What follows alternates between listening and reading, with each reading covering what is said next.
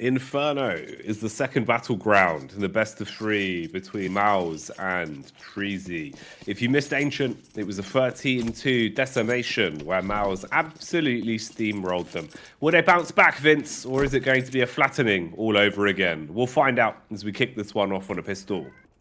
I certainly hope that we're going to see more glimpses of Preasy. It would be a real shame for them to just bow out of this game with a chance to go to the RMR directly. They're not eliminated. They'd go into the decider qualifier tomorrow, but it would mean more games would be required to be played. And just from a neutral's perspective, I just want to see a closer game here, Jacky, because as you said, it was a complete demolition over on Ancient. They are going to have the luxury of starting on the CT side, but we know it can be cruel at times, especially if you lose the pistol and go behind multiple, especially in the MR12 format. But they've lost 2 players instantly. They had the right setup, they had the right positions, but 2 bullets to the dome, and this round is already pretty much a done deal. It's looking rough already. Especially with their retake all mounting on this mid push. You're going to be spotted and most likely flanked. They've got control inside of the underpass. They can make their way around. Sure, the Julies deal a bit of damage, but everyone's been spotted and the bomb is way too far ticked. So for dupreeh, it's just a matter of survival. And I don't think there really is going to be much for him. Maybe you can carry that armor into the next round. That's probably the best blessing that he'll get from this one. Doesn't feed any extra cash over to the T's. But Mouz will start it off with a pistol round. So following on from where they left off back on Ancient.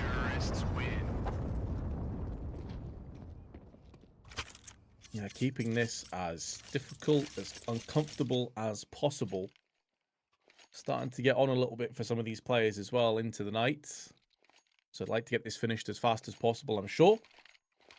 Downside for Preasy, though, is losing that so quickly is rough, but it did allow them the luxury of saving on 2 players. So they're going to have a slightly better force buy than ordinarily. With that save Kevlar, they get the luxury of a FAMAS and an MP9, CZ, 5.7 Deagle, real mix-up buy here on the side of the CTs. But Mouz, 4 rifles, Jacky, with the 1 MAC-10, tons of grenades. In such a good position here to knock Preasy down into the doldrums and really have their way with every single round in the foreseeable future.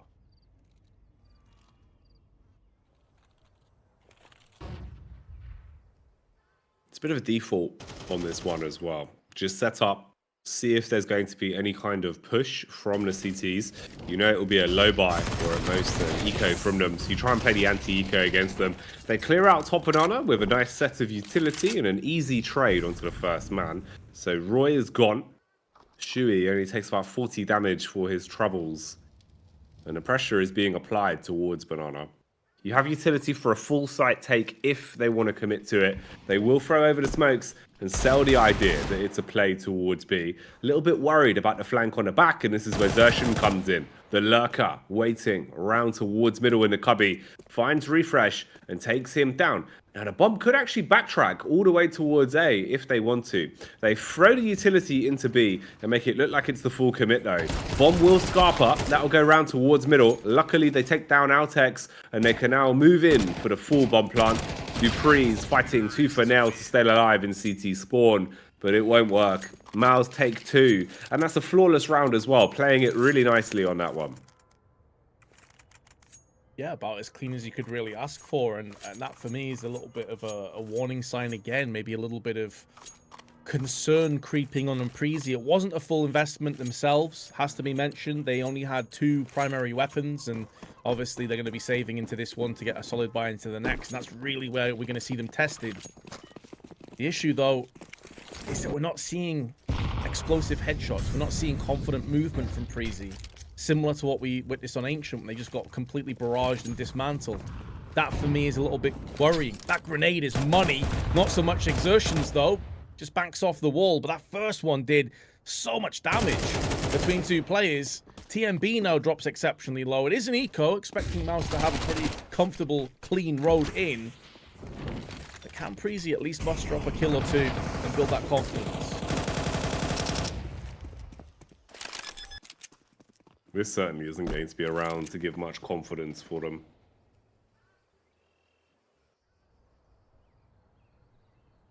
Because it looks like it's just going to tick on by with Mouz mounting 3 quite easily. They even go for a bit of a bait play on a bomb as well, just to see if anyone was nearby that tries to push back in and maybe lay claim to a pick here and there, bait them in fully so they can get as much cash as possible out of the weaponry they have into this round. Preasy attempting to avoid that at all costs, go for basically a 5-man stack inside of the pit, back over at the A bomb site. They'll build a bit of a tank on this one. You can afford to somewhat fight for it, especially Shuey. He's only got the mat 10, so if he could flank up round quad and get up towards pit, could be a lot of money bags in his eyes. Yeah, tons of cash available for Shuey, but I don't know if he's going to find himself in the right position to make the most of it. Oh, he just realized that the Endman gym pack got the first.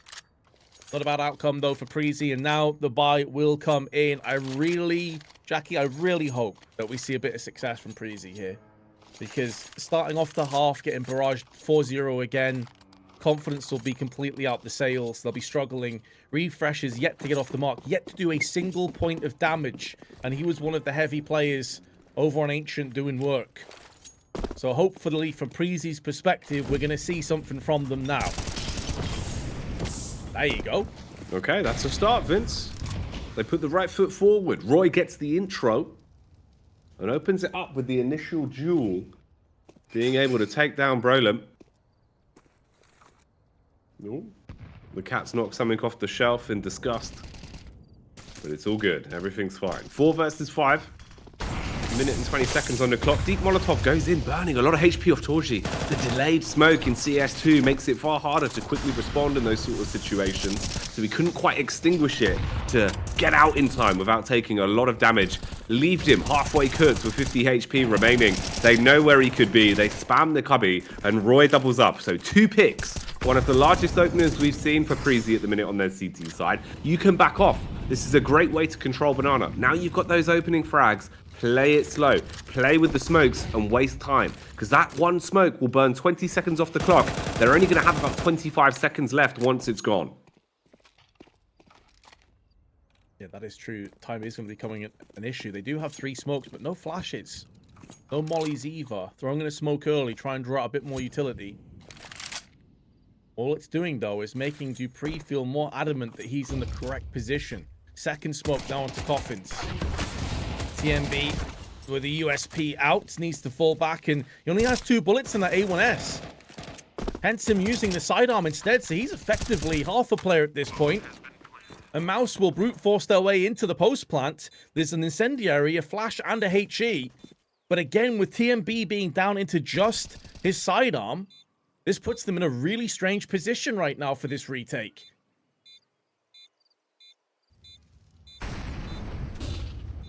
Jinfat waiting up top. Watches his teammate detonate right before his eyes and can't deliver the deathly blows. Awkward spam for Zertian as well.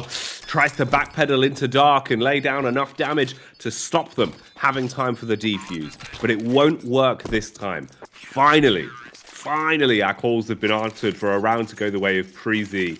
And it's early doors into the game, Vince. It bodes a lot better. You pick up 1 round here, you give yourself a little bit of momentum and make it look like there's a fighting chance for them now to bring back some confidence on the CT side. Mouz, of course, are going to have funds to play with. They can reinvest instantly. Torzi dons the scope, so a T-side AWP now being brought to the equation. Everyone else rocking the rifles. And the bigger part of the picture is that Preasy must link these rounds together, Vince. We can't have a one-off. We can't have a flash in the pan. That's precisely it, especially with losing 3 players, and really Mouz did a good job of even getting onto the site and making that costly. So if Preasy do get pushed straight back into their grave, then Mouz actually are in such a good spot. And Preasy know it. Early banana control elected and selected for Preasy. Running down is Roy. You can hear players on the other side of the smoke, and he has not just picked up the kill, but traded up to an AK. An exquisite turn of events. And now allows them to focus their attentions over on the A side of the map, where there are 3 players strong. Incendiary down, can be extinguished if Exertion's feeling it, which he is. And the HE up and over will yield a 1-for-1. It's keeping Preasy in the advantage. But they've now utilized most of their utility. They only have 1 incendiary left to try and stave off this push.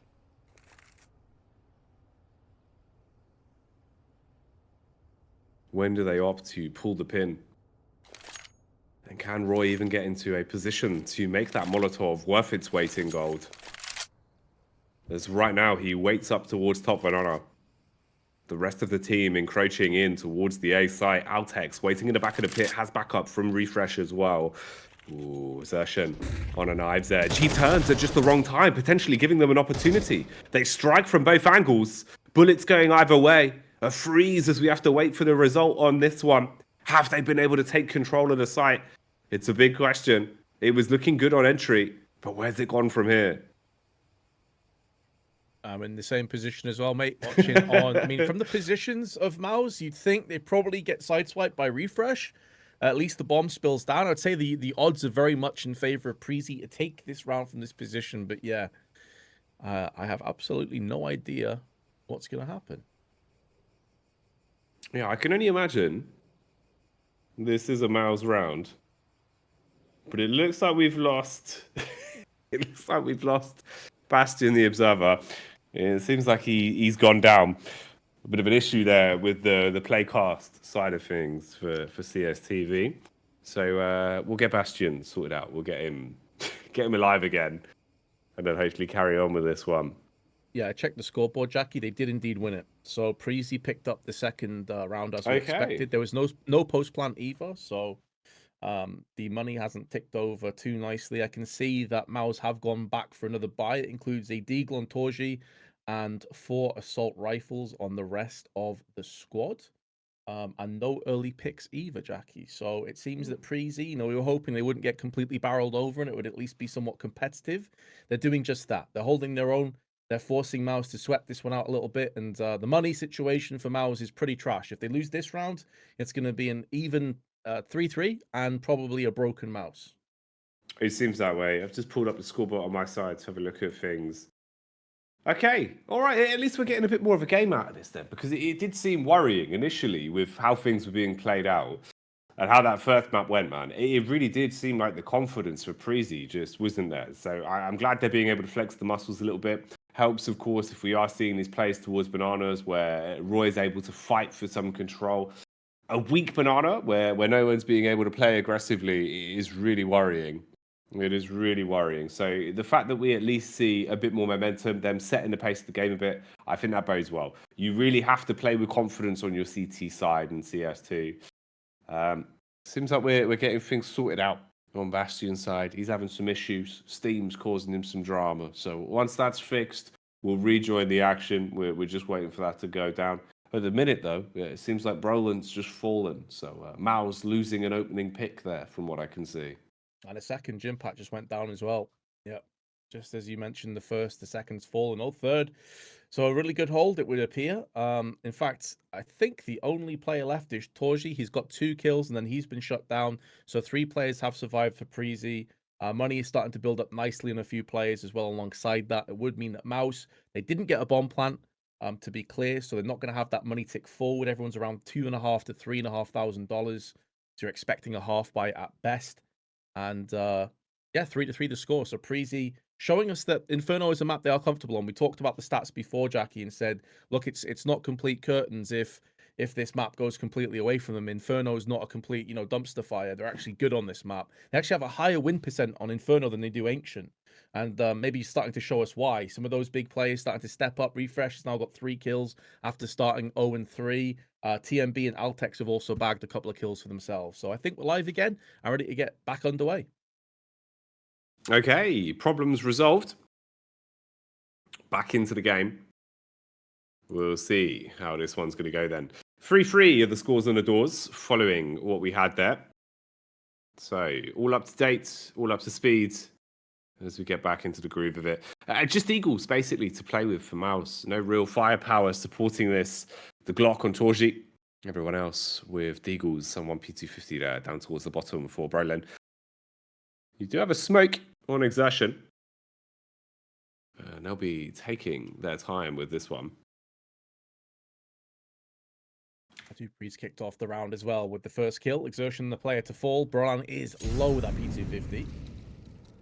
And in the meanwhile, Preasy are looking more and more confident with every passing second, which is great to see from the impartial sort of neutral's perspective. We wanted to see if Dupree could make his 20th major in a row. Obviously, even if he were to be successful in this match, there's a lot more hurdles he has to go through, like the RMR itself, which is midway through next month. But for the time being, Mouz are being forced to fight for this one. They're not being given anything away for free. Ancient was a completely different ball game, a totally different story that I'm sure Preasy have forgotten all about at this point. Roy opens up with the AK, sprays down is good. Very nice counter flash as well. A couple of them, in fact, to keep Mouz at bay. They can't close the gap. And now all the cavalry, all the players are arriving. And it's only a matter of time before this round is put to an end. And it will be Preasy leading. They're in a good spot, making it look like this should be a relatively clean round for them, and that's exactly what they need, clean rounds. Can't afford for any of these to get out of hand in terms of the casualties. Shui takes one down to the grave with him as he drags Roy down to the underworld. And Mouz instantly called themselves a tactical timeout. Knowing that they're going to have a buy again, probably just want to take a few seconds to figure out what they're changing and where exactly that cash will be going. We saw Torzi with an AWP previously. He does want to go for that once again. He had good money. He's able to get full Kevlar and helmet alongside the AWP. So no chance of a single M4 bullet doming him. No chance of aim punch being a problem. He'll at least have the AWP and all the bells and whistles to go with it. Utility's pretty good as well. It's only Torzi that's low on nades. Same can be said for the CT side. Obviously, very important. CT side Inferno, you need all the bits and bobs. And they've got them. Molotovs, HEs, smoke grenades, and quite a few kits as well. 3 of them in succession here for Preasy. We go back into it then. Round 8 is live. For Mouz, where are the plays going to be coming from? They've taken a lot of late lurks out on towards the A side. They've run the risk of bombarding up quad a few times. Here, it's a heavy 3-player setup from the CTs towards Banana. And the nades do massive damage onto either side. Brolin lucky to be alive, losing almost 100 HP from that one. Yeah, there was a 3-player stack as well in the start of B. They tossed all of their HEs, it seems. Brolan gets splattered, but TMB and Dupree, in return, also took a chunk of damage themselves. So, a back-and-forth engagement. Brolan, one of those guys that you know can land those insta-1 taps. So maybe 9 HP will be more than enough for him. But early doors again. Preasy having consistent banana control. And Mouz not really able to do much about it. Can now position themselves in solid angles. Roy, who's on 179 ADR. Unbelievably strong start to the game for him, is going to get shoulder peeked in from TMB. They can throw in the incendiary and he can wrap around. Oh, but it sprays off. Oh, they both have gone down with only taking 1 player in return. That's not a good enough trade. Dupree. Lineup not quite on point to fully break the smoke to give him a clear line of sight. Boost over the top for Torji works to at least put fear into them. But there's no cleanup. There's no damage run from Dupree to make it look like it's worth running the risk of going for this retake, meaning most likely Mouz have claimed a 4th round just off the back of getting into the site. And the lurk of Jimfat, he's just going to wait. He's just going to hold here. If he gets contact of anyone walking down mid, he'll take that fight. Altex at least wraps deep around through T-side app, so they should be safe. And they should let this one tick through. Ideally, you've conditioned the T's to exit out Banana together because you know there was a player lurking in CT. So there's 2 CTs set up for this. They're going to be waiting for the push, but can they actually get the frags? Oh, Brelin's seen him. It's all gone wrong. It's all gone wrong, Vince. The master play at the end, looking really dicey. As a 1-for-1 trade, Azertian hits the head of Altex, and it doesn't work very well for them. It doesn't, but saving 2 weapons does allow them to drop again and throw it back into the fire again now in round 9. Now as though showing that the pistol wasn't just a fluke. The bulk of their rounds, though, have come off the back of the pistol one, so that is something that's going to give Preasy a little bit of confidence as well. I'm curious if we can have more banana control. They had very good spawns here, the 2 of them. So Roy and his teammate of TMB are going to get down there early. HE's tossed out. There's a smoke as well. So they're looking for more of a deep banana control. That's a good HE again, though. The 2nd round in a row that Roy has taken that straight to the head. Not sure if it was Brolan that tossed that in, but Really good outcome. Incendiary or Molotov also tossed in, forces them back. So they're not going to be getting all the banana control they'd like. And Altex now is on the back foot, has to try and scamper away. Fortunately, he was able to navigate his way back out onto the balcony, and Refresh has the crossfire. But this is foregoing some mid control. Now only Dupree is there by himself with the M4. He's been smacked down to just 15 HP. And so Mouz should have mid control if they want it. If they want to get aggressive, it'll fall under their weight because Preasy have to play way more passive. But the entry on the B side of the map could change everything now. Dupree, super low HP, 1 bullet, and he's a goner, and they connect. Do they expect a third player here? Well, they're about to find out. Roy, waiting for contact entry, spamming his way through the smoke. As the M4 will dispatch Shuey. Molotov forces him out. Good use of util to create space now. And you've got a lurk as well. Xertion's already making his move fast round through Arch and attempting to arrive. But will he be here in time? As they've already started to retake and they found success. 2 pickups, putting all the pressure on Brolin towards the back of the bomb site. Altex is watching the rear. Depends on timing. It's so influential that he's able to look away to give Xertion that entry. He keeps his eyes laser focused, ready for the flank. Hits the first, trade back. Brolin all on him in a 1v2. Can't quite do it. Falls towards the CT peak. And again, Preasy pull off a B retake in the dying moments. Yeah, as you highlighted, that exertion, rotation was so vitally important, and Altec having the patience to watch the angle. I thought for a moment we're going to see him look away just as exertion came around the corner. There's classically CS timed. Wasn't the case. Mouz going to call a timeout. They can buy again. And they must know that Preasy's economy is hanging by a thread. Very low on 3 players. So a real important round. But the fact that they got that retake is huge for Preasy, honestly. I mean, you're looking at a potential eco here, or an even worse buy. Maybe some MP9s and 5.7s thrown in the mix. And Mouz with a really good opportunity to have a vast lead come that second half. As it stands, if they can repel this push, if they can repel this buy from Mouz, you could be looking at an 8-4, 7-5 kind of scoreline for Preasy, which, considering their T-half is typically pretty damn good on Inferno, bodes well for their outcome here on Inferno itself. It gives them a real chance. There's a long way between then and now, however. And Mouz do have a solid buy. They're going to have to deal with this first. Torji with the AWP. And Shuey with the early flash up middle as they try and force away the CTs.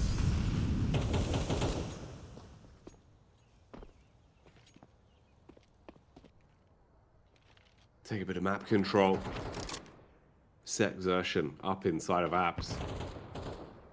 He's got a good understanding of the timing and rotations at the minute for Preasy with how he's been lurking towards the A site in a lot of these rounds. For Preasy, it's a 3-player setup.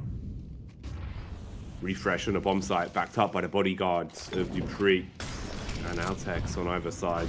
Flashbang out to try and clear them off of quad, force them off the angles. Meanwhile, push and pull towards Banana as TMB swings in with the AWP and lands an uppercut on Brolin. Altex overextending on a peak, sees the T's are barreling towards him. He backs off and draws the attention, so Dupree come backstab. 2 clean pickups. And Preasy now are really starting to come into their own, Vince, looking like they are inches away from a 6th round here. Yeah, that triple face on A with some great flashes and HEs thrown in the mix. The real difference maker here. Dupree clearly wants to peek that angle. The timing for Torji there, unfortunate. I think you'd have had Dupree dead to rights had he have peeked a little bit earlier. It already seems like the 2 Ts are going to pull the plug and look to save into the next round. Would be a 6-4 scoreline. Mouz can probably scrape together some kind of a buy behind this. Not going to be ideal by any stretch of the imagination, but it's just great to see Preasy actually performing, man. Because I mean, I was really worried about that Ancient performance, thinking this is going to be a super fast 2-0. You know, they're going to be picking up like 5 or 6 rounds collectively between 2 maps. It's going to be a complete body blow. Hasn't been the case. They're fighting. They're hanging on in here, and it's Mouz that actually have to try and weather the storm. They are going to have enough for a buy. They're going to have to go for it more than likely, because Torji and Jimpat, obviously no post-plant, saving to the end of the round, have no money whatsoever. So into this next one, they're going to be feeling the economic pinch as well, but it's more of a half buy. Some deagles and armor, not much else. Just a few bits. See how they can use them. Will it be the right tool for the job? That's the question. Banana control has been getting a lot harder for them in the past few rounds. They haven't been able to wrestle Preasy off of the deep banana control, and this round doesn't bode well for that to change. They attempt to take the fight with the AWP, looking for Torzy to get the opening entry. Oh no. Even towards middle. Close contact between the two of them. If that's a 1-dig, if you slay Dupree, suddenly you're thinking, okay, we're going to cause a rotation. The CTs will be a little bit slower on the draw. Instead, it's just a tag for either side. Amounts to nothing, really. Preasy can back off. You don't know if he's wrapped off, if he's rotated. Makes it far harder for them. Deep banana control's already been claimed by the CT side as well. This is not looking good for the T's. Should be absolutely mullered on the push up as TMB was waiting. Torzy's still here, Vince. But the problem is the likelihood of him getting a big opening pick on that AWP, the longer the round goes on, the lower that chance is. You need to hit a shot in the sort of first 40 to 30 seconds to really create enough of a rotate to give your team something to work with. That's why a lot of T-sided AWPers do struggle. Refresh in the meanwhile, showing that his AWP is on point. TMB from behind goes for the sneak attack and gets a double up M4 kill to add to his previous one for a triple. Now Jimpats, who had an astounding ancient performance, is the last man alive, does a bit of damage. But considering that we're going into the last round of the half and Preasy have a comfortable rebuy, doesn't mean a great deal here. In actual fact, he is one of those two players that saved in the previous round. It would do him well to save again, so that he guarantees himself a strong rifle.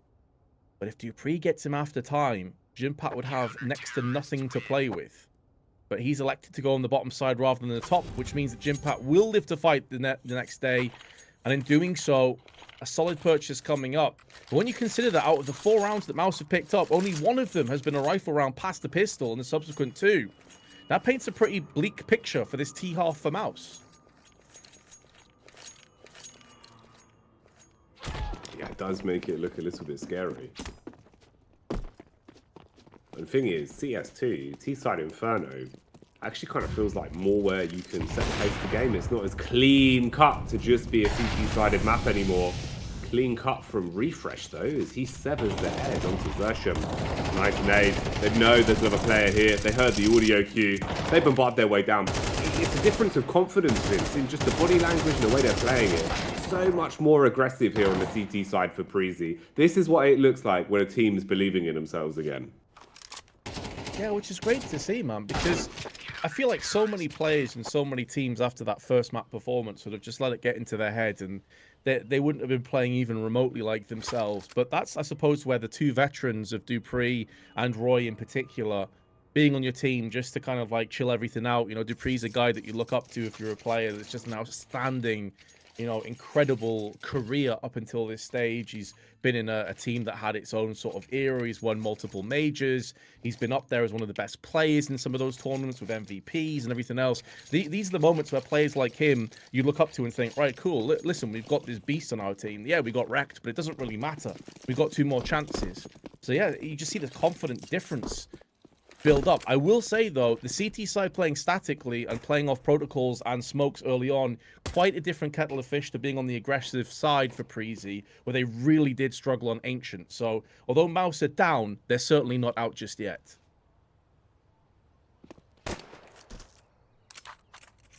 No strangers to a good comeback. Pistol round would help an awful lot for them, though. Ooh, Zersham. He was playing for contact on top banana and gets just that. Sees a few faces, doesn't like the look of the rough bunch waiting to come barreling round the corner, and instead deviates towards the bomb site, telling his teammates that there is at least a grouping of T's towards top banana. They've got nades to play with, deep double HE in. If anyone was playing close CT, they'd be a goner.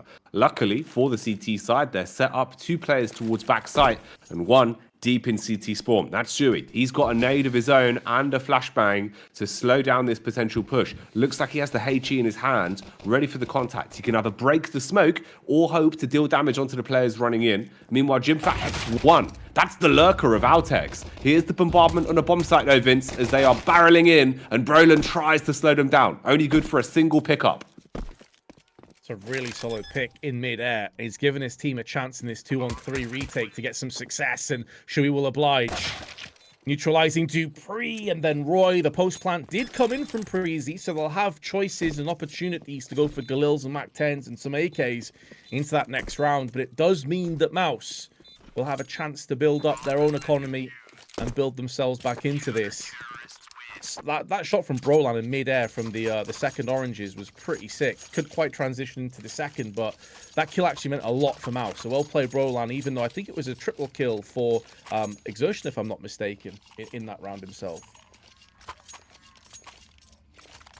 And I really hope Exertion just keeps going from sort of strength to strength here, Vince, as well, because he's one of those players that actually looks so good in terms of the optics of, you know, a character that's going to have such a big development ahead of him in CS2.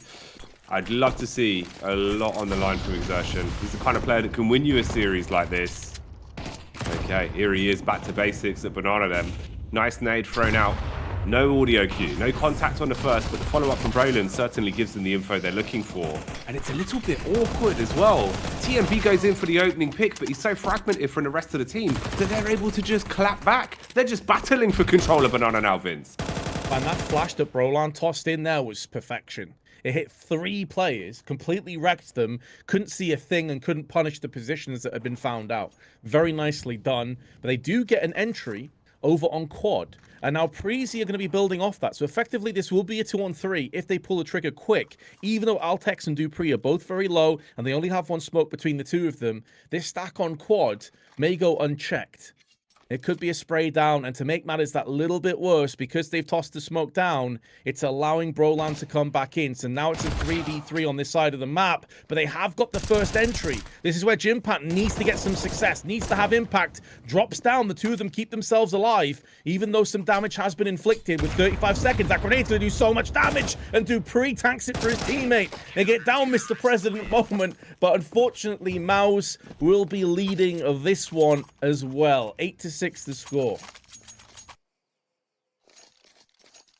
It was looking so good for Preasy. It was looking so dominant. But now the power struggle begins again. It's getting a bit closer. It's making it seem like there's a lot more to be told in this tall tale of Inferno. And with Mouz's buy being so much stronger from anything Preasy can bring to the table, you've got to favour them going into the 15th here. Looks like they should be only a stone's throw away from equalising the game. Oh no. Bit of a delay on the CSTV there. Okay, we're good. We're back to basics. Everything's sorted. Nades thrown down middle. Weaponry to play with. Only the pistols.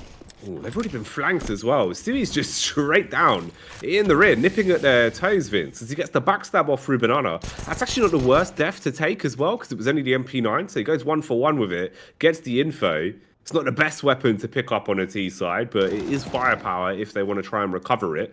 Meanwhile, Jimmy takes the fight down middle and rips the head off of TMB. Looking clean now for the mop and bucket action towards the end of this round. And Jimpat has a very good read of the situation. It instantly switches to his sidearm and trains it over on Boiler. Torji will pick up the rest. And Mouz creep their way just 1 round behind. And am I being harsh by saying this, Jacky, or has Torji had like a bit of an off day today? I noticed it against Spirit, but then again, everyone kind of did. But even here in this series, he's not really set the scoreboard alight. And he's one of those players, obviously the primary AWP for Mouz, also a guy that always seems to be up there and doing the heavy lifting. It seems like he's been a bit absent today so far.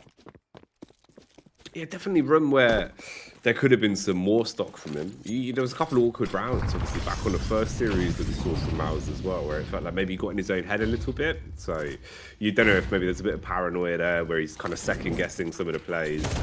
Hopefully, better things are yet to come. Not as clean, though, on a defense this time from Zeshin. You could see the game plan with the utilities. You instigate off the back of it whilst everyone's tagged. It mutes audio as well if you eat a grenade like that. You won't hear any sound for a few seconds, so they can push you whilst you're confused and not quite aware of the situation.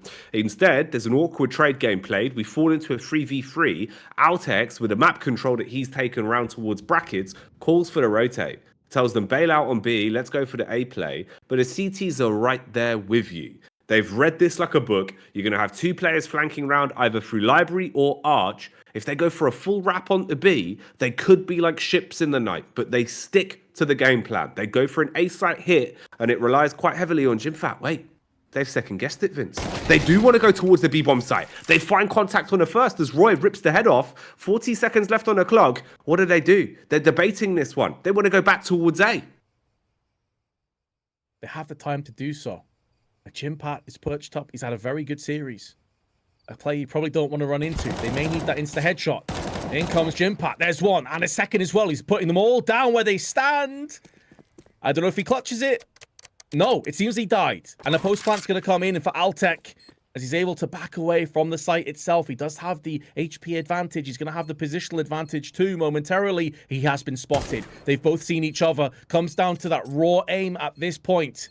A Molotov for Torji is going to force out Altex, or he has to go on the other side. Torji, though, doesn't have a kit, so the Molotov can come down. He's going to burn alive. The Altex burns to a crisp, and the molly doesn't even hit the site. It doesn't matter that Torji had no kit. He's got this under his belt.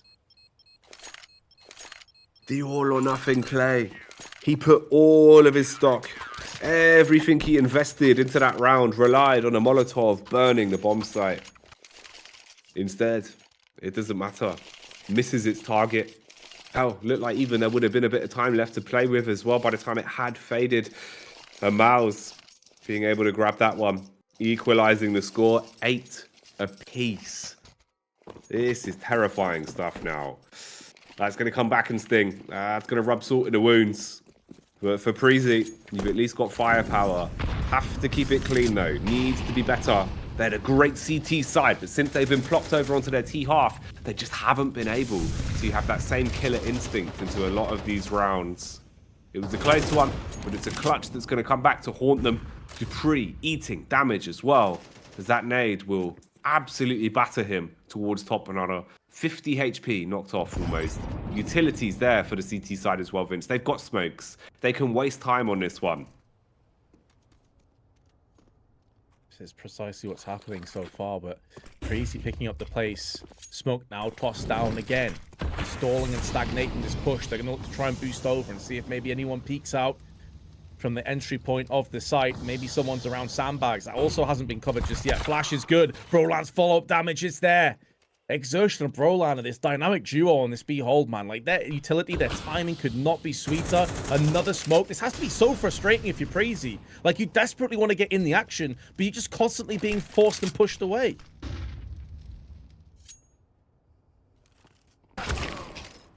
Ooh. Jimmy. Okay, that's a beautiful peek. Just swings on him.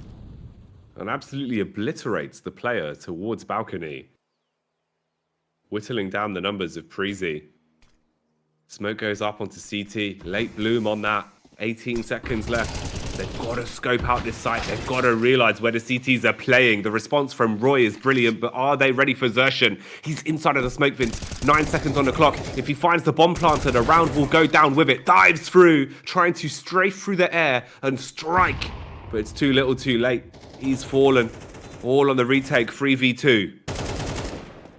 Chewy's also there as well in the coffins. He's going to be putting a lot of pressure on these T's. They know where one is. Not sure as to where Refresh's position currently resides, and Refresh snaps off the head. Torji with an AWP. Not tailor-made kind of weapon for these sorts of environments.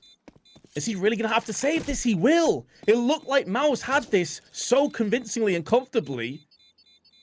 But fair play to Preasy. You're going to have their first round on the board in the T half. And they do it in the most unlikely of circumstances. They're able to survive and take the lead once more. Very impressive. I was also looking at some of the stats there before, Jacky, because I talked about how it feels like Torji's not had a great tournament. And looking at the statistics, over 8 maps played, he has a 0.99 rating. I cannot remember the last time he has been at that kind of a rating collectively for an event. This is typically a sick player. Like, he is one of the best AWPers on the planet when he's feeling it. That is very concerning. It's weird. It feels like he's off kilter tonight. Something's not quite been there for him. Something's got to change, Vince, as well. At the minute, at least, you do have a safety net, right, of knowing that there is at least a third map. I believe it's Nuke that would be the decider for this one, waiting in the wings if we make it there. That's on Preasy to close the gap, though. Shut this game down and force us into the third. For Mouz, they've been passing that baton around of who's showing up, but Everyone needs to command a little bit more of the spotlight here. Can't let it slip. Can't let Jimmy do all the work. 17 frags. The young gun has been absolutely tremendous, but he needs a bit of backup. Zertion on the Deagle. He's tried to play quite dynamically towards Banana a fair few times. Oh, man. That's rough, Vince. The follow-up HE that goes in whilst Brolin's on a recovery mission to get the Deagle, and he eats that nade. Yeah, you've got a Deagle, but good luck using it with 17 HP. Atoshi is making moves though on the CT side, and of course he still has that open play. So he's taking an aggressive angle. He is going to miss that shot. Goes back out again and misses. Oh, that kind of encapsulates what we've been talking about. Just being off kilter, not quite being the Atoshi that we know is capable of. And Shui's position, they may not have seen him, but they have a good idea as to that secondary component being very likely in shadow. He's in the smoke. He peeks again and gets the drop. Shui is being a pain in the ass right now for the tease, but runs out of ammunition, runs out of life. And Jimpat was in no position to help him anyway. And on the flip side of, you know, the lackluster performances from Torji, to put it in perspective, so he's on a 0.99. Broline a 1.13 has been very impressive. And Jimpat with a 1.09, and that includes the map where he only got the 1 kill and like 13 deaths. So his stats very solid as well, and you can see that reflected in his performances in this best of 3. Definitely the standout player for me. On the first map, he was 19 and 6 with a 2.0 rating, just underneath at 1.98. Incredibly good. But the good news for the neutral here, Jacky, is that Preasy are 10-8 in the lead and are mounting that pressure for Mouz, who will have a bye coming up.